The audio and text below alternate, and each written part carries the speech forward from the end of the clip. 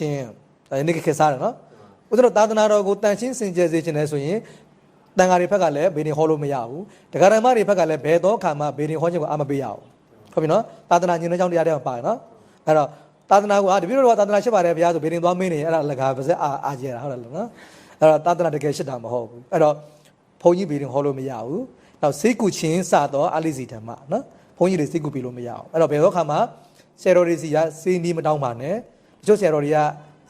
စေးဝါသနာပါတယ်တချို့ဆရာဝန်ဘွားနေပြီးတော့ဘုန်းကြီးဝလာတာတွေလည်းရှိတော့စေးပညာနားလဲတယ်အဲ့တော့ရှင်မယားတပည့်တော်ဒီယောဂါတော့ဖြစ်နေပြီတပည့်တော်ဗာစေးတောင်းရင်ကောင်းမလဲတပည့်တော်စေးလေးပေးပါအောင်မလုပ်အောင်နော်ကိုယ့်ဟာကိုယ်စေးခန့်သွားပါဆရာဝန်စီသွားပါနော်ဘုန်းကြီးကစေးဆရာမဟုတ်ပါဘူးဘုန်းကြီးဆိုတာက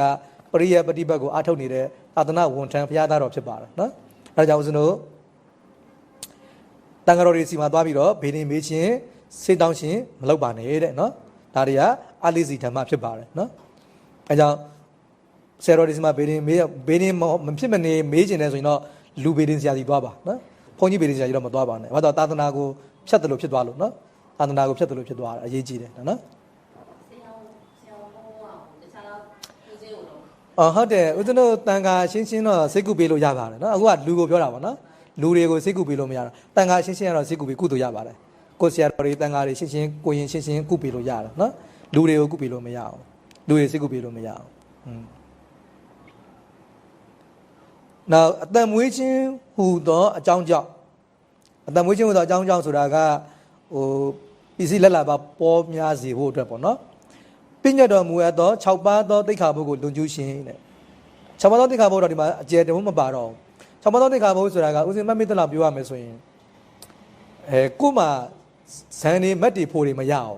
သူများအထင်ကြီးအောင်လို့လိန်ပြောတယ်ဥစဉ်ကသောတာပန်မှာဆိုလိန်ပြောတယ်ပေါ့တကယ်တော့ကိုကဘာသောတာပန်မှာမဟုတ်ဘူးသူများအထင်ကြီးအောင်လို့တမင်တကာသောတာပန်ပါယဟန္တာပါအနာဂံလားပါဆိုပြီးတော့လူတွေကိုအထင်ကြီးအောင်ပြောလူတွေကလည်းအဲ့ဒီဘုန်းကြီးကသောတာပန်ဟေးသွားကြမယ်သွားကြတာပဲယဟန္တာဟေးသွားကြတာပဲလေလူတွေကမသိဘူးအဲ့တော့ဟိုသောတာပန်ယဟန္တာဆိုတော့ဖူးချင်ကြတာပေါ့ဆိုတော့အဲ့လိုမျိုးသူများအထင်ကြီးအောင်ဆိုရည်ရွယ်ချက်နဲ့လိန်မပြောအောင်ဒါနံပါတ်1တစ်ခုပေါ့သူ့ဘာသူတရားထိုင်လို့အထင်လွဲတာပေါ့နော်ငါသောတာပန်ဖြစ်လောက်ပြီလို့ကိုထင်လို့ပြောတာနော်အဲ့ဒါမျိုးဆိုရင်တော့မဆိုင်ဘူးပေါ့နော်ထင်လို့ပြောတာပေါ့ထင်လို့မဟုတ်ဘဲနဲ့တမင်တကာကိုသောတာပန်မဟုတ်ဘူးဆိုတာကိုသိရတဲ့နဲ့ကိုယ့်ကိုသောတာပန်မလို့ပြောတယ်ဆိုရင်တော့ဒါအပြစ်ရှိတယ်နော်